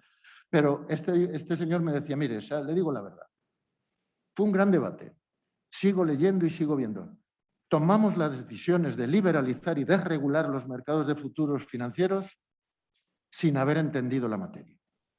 Porque los que venían eran financieros que hablaban en financiero, hablaban en chino cantonés, y no lo entendimos, pero teníamos que tomar la decisión y la tomamos. Yo hago debates en la red, intento ser muy pedagógico. Se me vienen al debate y haremos algunos, si queréis, desde acá, sobre financiarización del agua y a veces me acuden 50 personas. Si hablo de privatización, se me levantan 20 manos y hay debate. Si hablo de financiarización, haciendo esfuerzo, porque me entiendan, no se me levantan manos. Porque la gente no está segura de haber entendido y no se atreve a intervenir.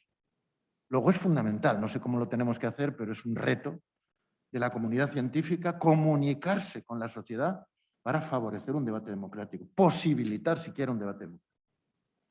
Muchas gracias, Pedro. Hay otra pregunta de Alesia Cachadurain. Dice, muchas gracias, doctor Pedro.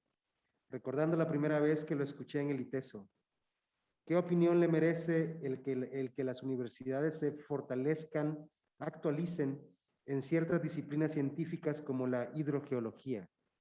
¿Qué opina sobre el registro de data sobre el agua? ¿Sobre el registro? El registro de data sobre el agua, el registro de la data, pues los datos, ¿no? Sí, sí. No, lo he dicho, yo creo, se puede explicar mucho más detallado, es fundamental. Fijaros, yo daba un dato antes en el desayuno que he tenido con el privilegio, con parte de la dirección del ITESO y así, en temas de agua. Y yo decía, fíjense, en España se empieza muy prontito. El rey de España, en su tiempo, que es Borbón, era Borbón y era francés, pues siempre estaba mirando a ver qué hacía su primo de París, ¿no? Entonces, el primo de París en un momento determinado tiene ya se tiene capacidades de hacer grandes canales, ingeniería, y entonces hace la primera escuela de ingenieros civiles del mundo en París. ¡Wow! En España rápido, oye, yo también una, ¿no? Que me pongan una. Y la segunda del mundo es la de Madrid. Se crea un cuerpo de ingenieros importante, poderoso, ¿no? Es decir, el tema de la ingeniería civil pasa a ser fundamental. España hace del tema de la política de aguas una cuestión esencial del progreso de la nación. Desde ahí para acá. En la Dirección General de Aguas, que es el equivalente a la Conagua, recibe presupuestos del Estado más importantes que el Ministerio del Ejército durante décadas. ¿eh? O sea, es todo una parte fundamental de la gestión de aguas. Bueno, pues ahora ya no, pero hace escasamente 20 años, ¿sabéis cuántos hidrogeólogos había trabajando en ese cuerpo poderosísimo de ingeniería civil? Ninguno. ¿Sabéis cuántos economistas había? También por echar hacia la... Ninguno. Era una obra de interés general, que era de ingeniería civil, no era culpa de los ingenieros, era una concepción de interés general que estaba por encima de consideraciones económicas, y la hidrogeología era privada. Es decir, cuando entra en crisis la privatización del agua en el siglo XIX, XX, en España, en Estados Unidos, en medio mundo, la razón es la siguiente: ya podemos hacer grandes obras, pero son inversiones descomunales que tiene que hacer teóricamente la burguesía. Ya no estamos en tiempos del rey, ya no es tout pour le peuple, mais sans le peuple. Ya no es el rey el que hace la obra, ya ha habido Revolución Francesa, ya es el capital el que tiene que meterse en el negocio, y si yo hago navegable el río es tuyo y sacas beneficios. Bueno, eso fracasa porque llega un momento en que la inversión es tan enorme y requiere plazos de amortización tan largos que el capital privado se arruina. Y entonces llegan liberales heterodoxos como Costa, como Powell en Estados Unidos, que son liberales, no son socialistas, no digo porque sea ni bueno ni malo, es así, ¿no? Y dicen, en la tierra ha habido conflicto, pero ha funcionado. La privatización de los comunes, de los bosques, pero en el agua no. Esto es muy complicado. Volvamos al derecho romano, a la res pública. El Estado hace grandes instituciones, pone el agua a disposición del privado y le da concesiones muy sólidas. Y ahí tienen el beneficio. Ese es el enfoque. Pero ¿qué pasa con el agua subterránea?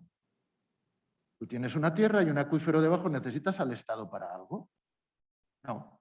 Haces el pozo. Entonces, la legislación española, una legislación muy sólida, americana y en otros sitios, es hidroesquizofrénica en su día. Eso se ha cambiado ya.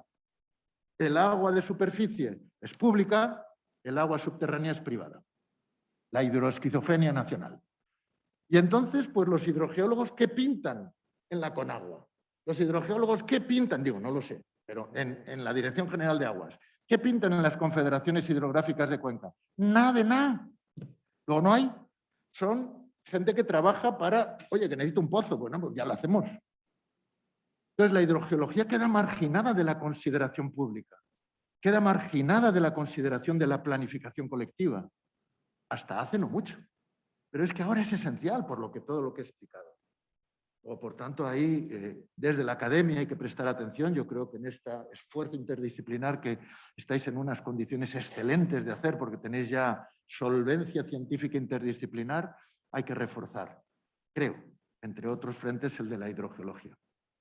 Muchas gracias, Pedro. Pues no sé si hay alguna otra pregunta del público. Adelante, por favor. Igual, si te presentas, aunque ya te conocemos también. Pero me quito el cubrebocas para que me reconozcas. Soy Alicia Córdoba de Amigos del Lago. Y bueno, aquí como decía Alejandro, sobre que están desesperados los comuneros y los ejidatarios, no solamente están desesperados ellos, estamos desesperados los ciudadanos, porque no tenemos realmente ese acercamiento con los, como dice Alejandro, con los que toman decisiones, pero aparte nos encontramos que ellos son los creadores de la problemática. Y en una ocasión tú nos dijiste, ustedes son unas valquirias, algo así, pero créeme que esa lucha nos cuesta muchísimo, muchísimo llegar a algo. Cada día surge algo nuevo y movilizar al pueblo para determinadas cosas que ahorita, por ejemplo, estamos con las concesiones federales, que es un monstruo lo que nos viene a los ribereños. Y no podemos acercarnos a la Conagua, no contestan los teléfonos, no hay acercamiento, no hay nada. Y ellos son los que han permitido toda esta problemática en zonas federales. Estamos los ribereños con esa desesperación. No sabemos cómo poder seguir en esta lucha. Tienes razón, Alicia. Y podríamos decirlo más duro, la criminalización de las líderes y de los líderes de la lucha social, y muchas veces, muy frecuentemente, en materia de agua. Hay una relatoría especial que es para garantizar o para defender a los defensores que Bachelet ya lo dice muy bien, ya tengo una relación muy cordial con ella y le di la enhorabuena porque ha empezado a emplear un término que nos simplifica la cosa y nos la mete en el foco. Yo siempre hablo de defensoras y defensores de derechos humanos y del medio ambiente. Y ella dice, mira, Pedro, vamos a hablar de defensores ambientalistas del medio ambiente, de defensores ambientalistas de los derechos humanos, vinculando derechos humanos y medio ambiente, así de claro, sí, sin más. De acuerdo. Y entonces la criminalización de la protesta y de cada vez más en torno a temas muy vinculados al tema del agua, cada vez más vinculado a mujeres defensoras. Siempre lo digo, mataron a mi amiga, a Berta.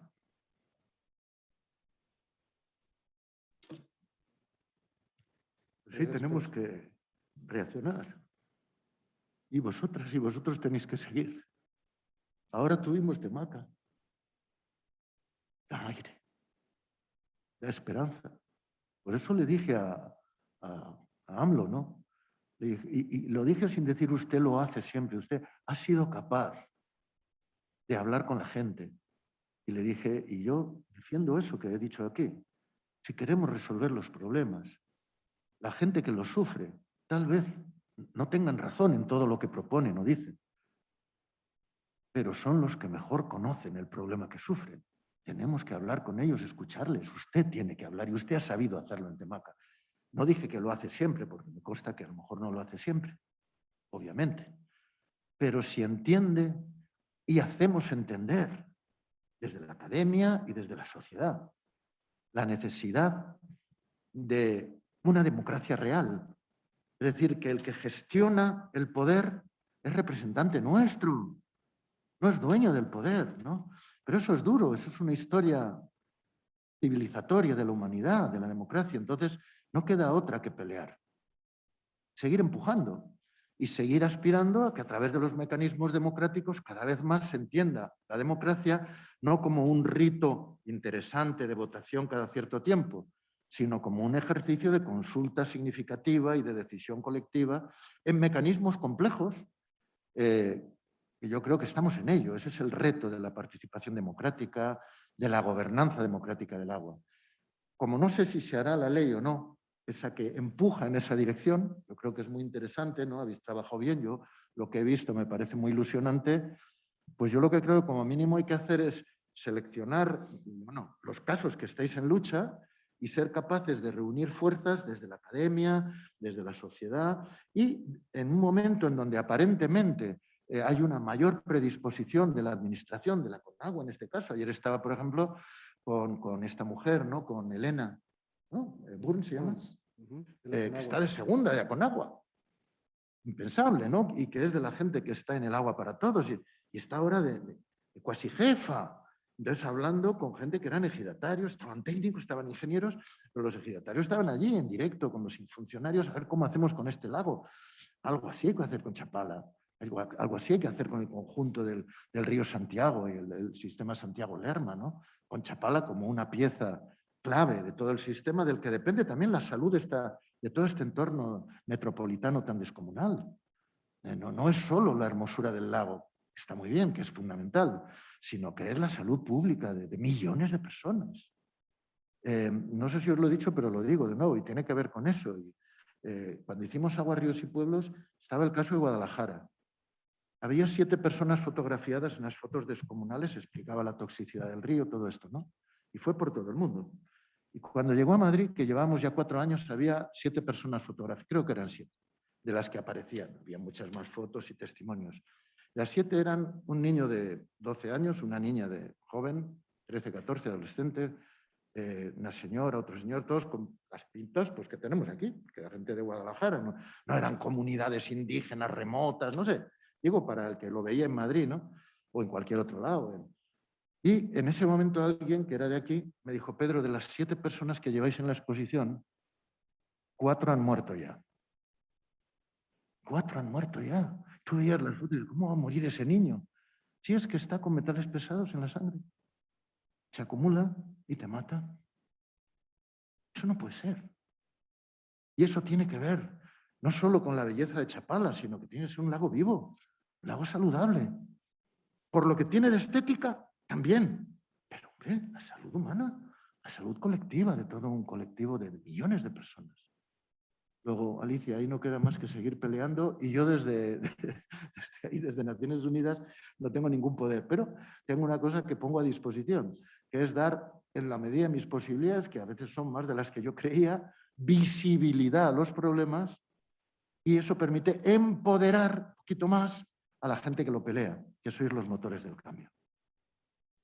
Muchas gracias, Pedro. Hay una pregunta de Alesia Cachedurain, pero te informa lo siguiente primero. Dice, en México no existe la licenciatura de hidrogeología.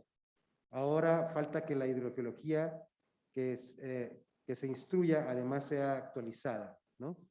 En México el agua subterránea es el principal bien público nacional, afirma ella. Y te hace la pregunta, doctor Pedro, ¿acaso hay algún tema o asunto no vinculado con el agua? Y yo aprovechando, perdón que también hago una pregunta porque me llamó la atención. Seguramente hay algunos funcionarios públicos que nos están viendo, que están en la administración del agua. ¿Cuál es el reto para los funcionarios públicos de todos los niveles de gobierno para hacer suya esta visión que tú nos has propuesto, Pedro, y que estás proponiendo desde tu relatoría? Entonces, esas son las dos preguntas. Bueno, yo creo que la hidrogeología, ya lo he dicho, si es una carrera en sí misma o es una especialidad de los hidrogeólogos o es un estudio de posgrado, en fin, puede tener distintas formalizaciones académicas. Lo importante es que entre en el currículum y que entre en los espacios de investigación y de propuestas de solución. Eso lo tengo clarísimo, ¿no?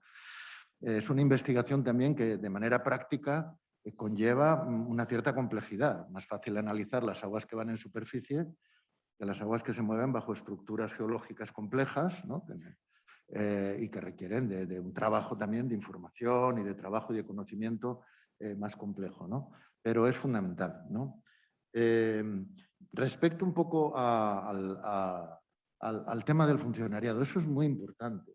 Yo recuerdo, fijaros un momento, en la Fundación Nueva Cultura del Agua, entró en Cataluña un gobierno progresista. Entonces había habido ya toda una experiencia de peleas con los trasvases, con tal. La Fundación Nueva Cultura del Agua, que era de alguna manera el Santa Santorum de la universidad en España y Portugal, ¿no? Pero que era mirado desde el funcionariado con recelo, que habíamos entrado allí a cuestionar la validez a veces de propuestas que venían, no necesariamente del cuerpo de ingenieros, a veces ellos reciben la encomienda de hacer, haga usted esto, bueno, pues yo lo hago, ya está, y lo hago desde el punto de vista ingenieril bien hecho, porque soy buen profesional. A lo mejor es una mala propuesta, pero a lo mejor la responsabilidad no es solo del ingeniero, sino del aparato político que le encomienda o de los intereses económicos en la trastienda interesados en que esa sea la estrategia. Pero bueno, el caso es que el cuerpo de ingenieros estaba receloso. Y en un momento determinado, pues el gobierno catalán nos dice, bueno, pues la fundación que nos prepare los cambios institucionales y políticos que tiene que hacerse en la política de aguas en Cataluña. Y claro, en cuanto empezamos nos dimos cuenta rapidísimo que era, bueno, guerra santa y arrepentimiento de todo el cuerpo de ingenieros. ¿Qué viene aquí? Los de la universidad a darnos lecciones a nosotros. Se van a enterar, ¿no? Entonces, rechazo. No, son muy disciplinados. Los cuerpos funcionariales a veces son casi, no lo digo en un plan negativo, son neomilitares. En el tema de agua más. Fijaros que en Estados Unidos está el Corps of Engineers, que es un equivalente al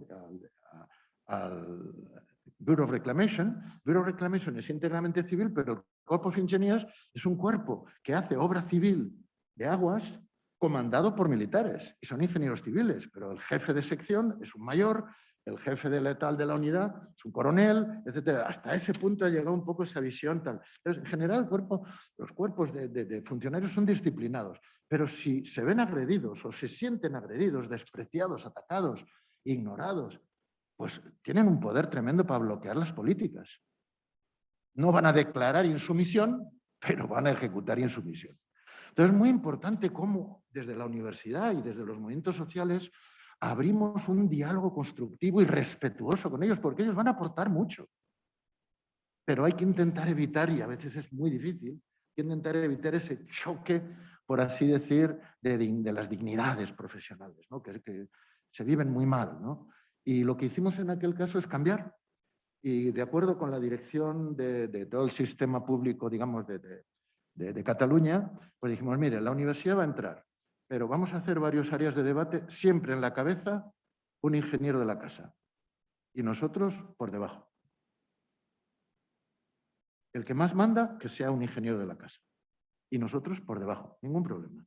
Vamos a hacer espacios de debate, no van a ser decisiones, ustedes luego toman las decisiones en el cuerpo político, ingeniería, pero el honor de la dirección, el honor y la integración que sea en puesto de dirección. No vamos a ir a dar lecciones, vamos a ir a debatir bajo la dirección de los ingenieros de la casa. Y eso facilitó muchísimo, facilitó muchísimo. No digo que resolviera todos los problemas, pero ese esfuerzo de respeto mutuo, ¿no? Tuvo un camino interesante. Luego yo creo que hay que tenerlo en cuenta. Muchísimas gracias, Pedro. No sé si en el auditorio... adelante, por favor. ¿Te puedes presentar? Hola, yo soy Janet, estudiante de Comunicación y Artes Audiovisuales y estoy representando a las prácticas profesionales Alter Código, es nuestro PAC. Y quisiera saber, pues escucho que en España ya es algo común que tengan políticas para el agua y que también con agua a veces no responde o que existe violencia de diferentes maneras. Entonces, pues yo quisiera saber si aquí hubiera oportunidad de que nosotros como participantes de este seminario pudiéramos visibilizar una petición en Change.org, que a lo mejor todavía no está finalizada, pero estamos desarrollándola justo para llegar a lugares y a personas, pero de una manera internacional. Y obviamente Pedro, pues todos conocemos y valoramos todo su esfuerzo y todo su recorrido, entonces solo quisiera saber si existiera esta posibilidad de que usted compartiera y pues si quieren también esta problemática en una petición de Change.org. Muchas Gracias. Bueno, si igual no me he explicado bien, pero este tema de comunicación entre el aparato de Estado, por así decir, o las autoridades y los valores también, y las instituciones también privadas, los intereses privados y la sociedad en su conjunto, no está resuelto. Está explícitamente exigido en la legislación, explícitamente. A raíz ya de la Convención de Aarhus, ya digo, la Convención de Aarhus es abrumadora, la insistencia por la participación ciudadana proactiva, ¿no? Pero no se practica bien. Está muy lejos de ser una buena práctica, primero porque hay resistencias de las que he dicho, ¿no? En donde, como me decía a mí un presidente de la Confederación en un momento, que la ministra le dice: haga usted ahora el plan hidrológico, pero de forma participativa. Y era una persona muy maja, yo tenía buena relación. La facultad está cerca de la Confederación y me llama: Perico, cabrón. Allí me llaman Perico, a veces en confianza, ¿no? Cuando quiero guardar distancias, que digo: no, Perico no, Pedro. Pero en muchos casos me llaman Perico. Perico, cabrón, vas a tener razón. La paliza que nos has dado hablando de participación ciudadana, y ahora me viene la ministra y me da la orden de que tengo que hacer participación ciudadana. Anda, ¿puedes venirte para mi despacho? Sí, ya voy, estaba cerca. Pues. Me dice: Pedro, vamos a ver, mira, ¿qué carajo sabe la tía María del Mercado Central de planificación hidrológica? Vamos a perder el tiempo, carajo. ¿Qué es eso de participación ciudadana? Y yo recuerdo que le dije esto, le dije: mira, primero con toda mi comprensión, porque ahí había buena voluntad, había voluntad de hacer eso. A ver, me lo manda la ministra, además lo quiero hacer. ¿Pero qué es? ¿Cómo hago participar a gente en un tema técnico complejo, no? Yo digo: mira, yo no lo sé porque no lo he practicado nunca, pero yo entiendo que, y pongo un ejemplo, tú puedes ir al médico y tener un médico tradicional, los dos son excelentes, ¿no? Los dos médicos o médicas, imaginemos, son excelentes. El uno es más participativo, más moderno, y el otro es más tradicional. Y me dice: mira, doctor, ¿qué me pasa? Pues usted tiene una amigdatoide, no sé qué, me dice: no sé qué, me va a hacer esto y esto. Ese es el médico tradicional. Entonces no te has enterado de lo que tienes, pero tienes que tomarte esta pastilla, hacerte no sé qué, y luego si no te operarán. Ya está. Y otro te puede agarrar y con el mismo conocimiento complejo de lo que a ti te pasa, te va a explicar lo sustancial. Mira, te pasa esto, si te damos esta medicina, pues a lo mejor con eso lo superamos, si no, a lo mejor hay que hacer una operación de tal tipo, porque esto, pero hay dudas en tal aspecto o en tal otro. Y sales diciendo: bueno, pues ya entiendo, a lo mejor hago otra consulta a otro médico y decido. Y en ese segundo caso puedes participar en la decisión, porque has empezado a entender lo fundamental de lo que a ti te pasa. Y no eres médico, No sabes tanto como el médico, pero el médico en un caso ha hecho el esfuerzo de explicarte lo significativo, lo más significativo, de manera que tú puedas participar en lo sustancial en la decisión que tú vas a tomar sobre tu salud, ¿no? Pues yo le decía, creo que tenemos que hacer algo parecido. Entonces tú pon a trabajar a tus ingenieros, pero, por ejemplo, te sugiero, abre una convocatoria pública antes de empezar la planificación, por eso es proactiva, no a posteriori, y a ver quién se apunta a discutir el plan hidrológico. Y de toda la gente que se apunta, organízalo un poquito. Prepara fondos para financiar, igual que tú financias tus estudios técnicos a tus ingenieros y encargas, si valen su dinero, pues a lo mejor en un momento determinado un ejido o una quiere hacer un informe técnico sobre lo que a él le interese y busca un técnico de su confianza en el ITESO o en donde sea y lo puede pagar. Entonces prepara un dinero también para que la participación ciudadana tenga también capacidad de pago y de contratación de informes técnicos bajo sus perspectivas y tal y cual. Y entonces, ¿qué pasa? ¿Voy a tener que financiar al movimiento ecologista o al movimiento campesino? O al movimiento... Yo, sí, se hace de muchas maneras, pero en este caso yo creo que debes hacerlo. Da tiempo, pauta, organiza la participación, agarra a algún sociólogo experto, busca buenos expertos en comunicación para que la información técnica la traduzcan, como hacía ese médico bueno, ¿no?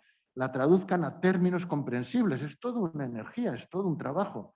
Pero eso no, y lo intentó hacer y lo hizo. Y hubo una participación impresionante. ¿Sabes qué falló al final? Que cuando llegó la decisión, bueno, nunca la Confederación había recibido tanta documentación de calidad, alguna pagada, otra sin pagar, porque seguimos trabajando muchos, pues porque ya nos paga el Estado, ya está, no me necesitan pagar más, ¿no? Nunca habían recibido tanta participación ciudadana sustantiva y de alta calidad. Llegó la decisión y ahí ya no hubo, ahí fue despiadado. Volvió a salir un plan similar al anterior. Con lo cual hubo una frustración democrática tremenda, porque había gente que había hecho un esfuerzo de participación, de viajar. Oye, que me convocan a tal, como hicisteis con la ley ciudadana esta, bueno, con la ley de... ¿Cuánta gente ha participado? 300.000 personas, he visto fotos, asambleas, gente que ha tomado su tiempo para ayudarle al Estado a hacer una buena ley. Eso tiene que, la gente esa que ha hecho ese esfuerzo, tiene que ver resultados. No de que tiene razón, de que ya todo lo que yo dije lo pone. No, pero algunas cosas significativas, que se vea que ha sido una participación con efectos significativos en el resultado final. Bueno, pues en Europa hemos hecho ese esfuerzo en parte por obligación legal, pero salvo en Cataluña y en algún otro sitio donde después del proceso participativo la gente dijo, me siento reconocido en el proceso, veo que ha sido útil, la mayor parte de los sitios dijeron, no vuelvo a participar, porque no es verdad. Y era una verdad a medias, no es que no fuera verdad, es que no fuimos capaces, la administración, el aparato burocrático y político no fue capaz de entender bien a fondo tal, y estamos en un proceso de aprendizaje todavía, no lo tenemos resuelto. Pero bueno. Y por mi parte te podría decir que también te acerques con nosotros en el seminario. Yo creo que tenés exactamente el espacio de tu comunidad universitaria en donde te puedes sentir respaldada, ¿no? Y preséntanos la idea que ustedes tienen en su PAP, ¿no? Aquí está nuestra coordinadora, la doctora Susana Herrera. Te puedes acercar con ella o con cualquier miembro del seminario también. Así que bienvenidas a estas iniciativas, ¿verdad? De parte de ustedes. Muy bien, tenemos solamente tiempo para una última pregunta. No sé si hubiera alguna pregunta. Adelante, por favor. Ahí va el micrófono. Bueno.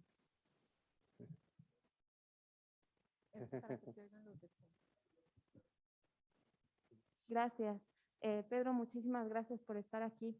Mi pregunta tiene más que ver, a mí me preocupa mucho, desde que trabajé en el INEC, en el Instituto Nacional de Cambio Climático, de Ecología y Cambio Climático, ver tantas iniciativas basadas en la mitigación, en la adaptación, que si cero deforestación, parar la desertificación, sistemas de transporte, pero absolutamente nada que hablara de frenar el consumismo, que finalmente es lo que nos está llevando a esta crisis climática.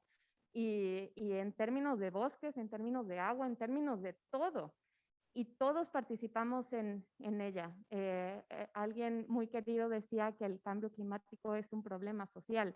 Y yo pienso que definitivamente es un problema social en el que participamos todos. Entonces, Yo como ciudadana de Guadalajara, bañándome 3 horas porque se siente rico, estoy afectando a la gente de la Riviera.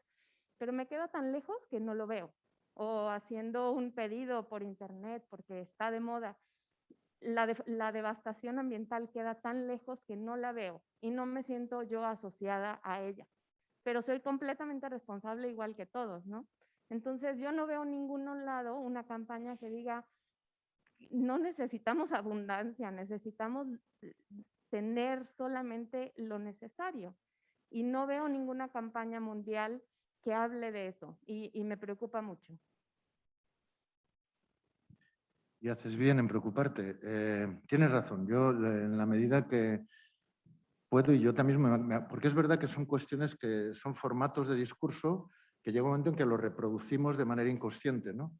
Y es verdad que igual que he dicho que en las políticas oficiales del cambio climático está, y es importante que tenga un papel muy fundamental, todo el tema de mitigación, pero sin embargo se tiende a dejar en muy segundo plano, o tercero o cuarto, todas las estrategias de adaptación, pues pasa lo mismo. Yo cuando hablo de cambiar modelos, se habla rápidamente de modelos de producción, de modelos de transporte, es decir, de aquellas cosas en donde tú cambias la tecnología, con lo cual abras también una oportunidad, está bien, transición energética, abres una oportunidad de negocio porque abres una nueva producción de elementos en los que tú puedes producir riqueza, dinero, buen negocio para aquel que lo produce, y está bien, no digo que no, pero el fondo tiene que ver con el modelo de vida y de consumo. Y eso, como no da mucho voto, porque da la impresión de que usted que dice que tenemos que volver a las cavernas, pero no, yo creo que hay que articular un discurso que se entienda bien, en donde empecemos a entender o a proponer explicaciones, en donde entendamos que, por ejemplo, no solo según qué consumes y cómo, sino que consumir más, que incluso crecer no es necesariamente bueno, empieza a ser muy malo. Yo, por ejemplo, no quiero seguir creciendo y ando en una pelea por comer menos y si creciera, hombre, hasta lo 1,80, 90, tal, 2000, oye, que no encuentro novia ya, 2,10, eres un monstruo. Crecer, pues no tiene por qué ser bueno. Y empieza a ser malo, ¿no? Entonces llega un momento en que es decir, mire, por tener 4 televisores usted no va a ser más feliz. ¿Por qué no busca más tiempo para vivir con la gente que quiere?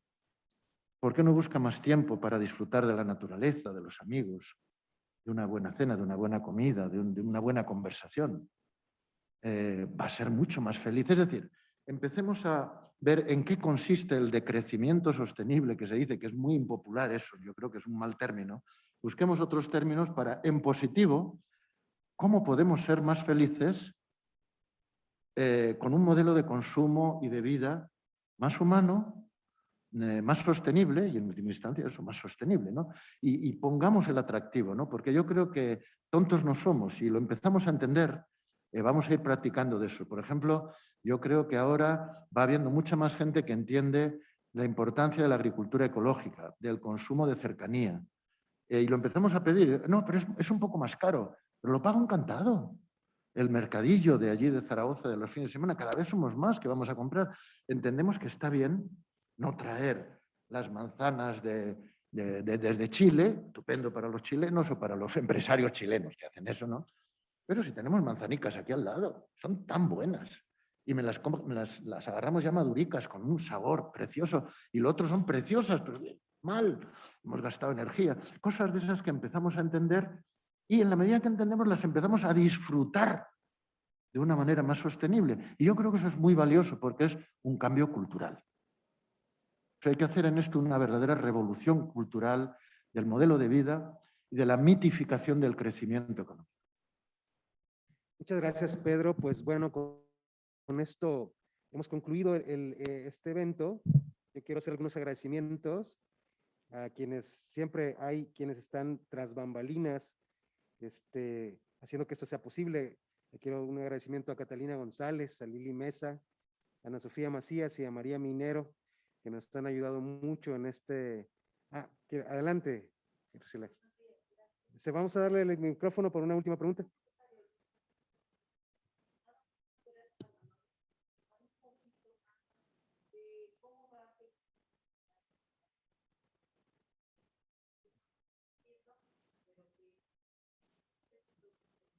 Sí. Sí, pues aquí le damos la palabra. Bueno, la idea es, digamos, el seminario permanente tiene como antecedente lo que tú conoces, Chela, que es el Grupo del Agua del ITESO, ¿no? El Grupo del Agua del ITESO no tenía una formalidad institucional hasta ahora, que la Dirección General Académica le da esta formalidad institucional, precisamente para hacer un trabajo de coordinación de todos los centros y departamentos de la universidad y poner el asunto del agua como un tema eje, ¿no? Aunque pareciera que se había logrado, pues en realidad esta conformación institucional implica para los investigadores tiempo formal en sus encargos, es un término muy técnico, interno del ITESO, precisamente para que nos dediquemos al tema de manera más profunda, ¿no? Ese es un paso, un avance de aquel grupo del agua, que era un grupo que reaccionábamos, digamos, a ciertos eventos, ¿no? Y tiene como propósito generar alternativas a los problemas, pero alternativas más integrales desde la universidad, ¿no? También en el ITESO tenido que crecer una cultura de este tipo, ¿no? O sea, una cultura en donde todas las partes, tanto las ciencias naturales, las ingenierías y las ciencias sociales, se integren en torno a la resolución de problemas, ¿no? O sea, hemos trabajado mucho en apoyo a los movimientos sociales. La diferencia ahora es que queremos entrar a los problemas y proponer generar alternativas aplicadas, ¿no? Y aplicables. Esa es una diferencia cualitativa importante, ¿no? Digamos que nos habíamos vocacionado más hacia acompañar a los movimientos, ¿no? Ahora queremos acompañar a los movimientos de igual manera, pero también generar alternativas desde las distintas ciencias. Por ahí va el asunto del crecimiento de este seminario, ¿no?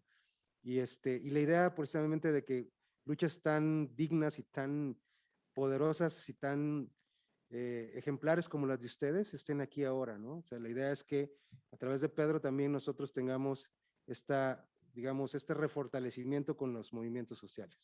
Esa es nuestra idea, ¿no? No sé si con esto, Chela, más o menos, ¿sí? Muchas gracias. Adelante, por favor.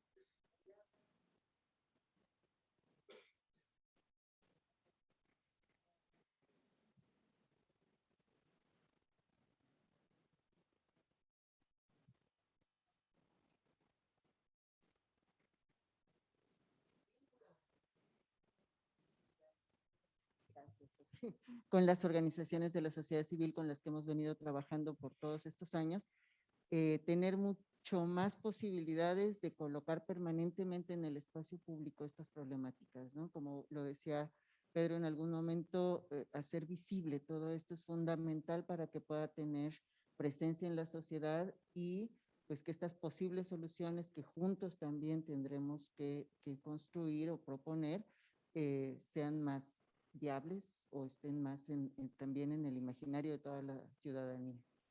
Eso es parte de lo que intentaremos hacer junto Sí, con las digamos que, organizaciones. y muchas gracias, Susi. Sí, digamos que como antecedente, algunos de nuestros centros y departamentos estaban participando en la cuestión de, sobre todo conflictividad, ¿no? Conflictos por el agua, defensa del territorio, pero ahora la idea del seminario es que la universidad se ponga entera al servicio de esto, ¿no? Hacer una liga más fuerte, ¿verdad? De hecho, a quienes están convocados y convocadas para al final de esta reunión poder hablar en privado con Pedro, es un salto de vida, ¿no? Amigos del Lago, de Chapala, Corazón de la Tierra, los brigadistas de San Pedro Ixticán, el INDEC y el colectivo ecologista, precisamente porque sabemos que Pedro es un muy buen conocedor de nuestra región, ha estado acompañando diversas defensas, ¿no? Y lo que queremos es que ustedes puedan expresarle a él cómo está la situación, cómo la están viviendo, y que él pueda hacer una caja de resonancia desde su trabajo como relator especial, ¿no? Y bueno, antes de finalizar, porque tenemos la entrega de un pequeño presente de parte del ITESO por medio de la maestra Andrea Fellner Grassman, que quiere darle un pequeño presente a Pedro, ¿verdad? Adelante, por favor. Muchísimas gracias.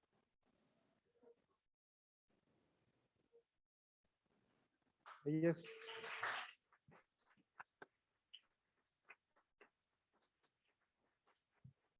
Andrea es directora del Centro Interdisciplinario del ITESO, y para concluir, no podemos dejar pasar nuestra gran alegría por lo que sucedió en Temacapulín el 10 de noviembre, ¿no?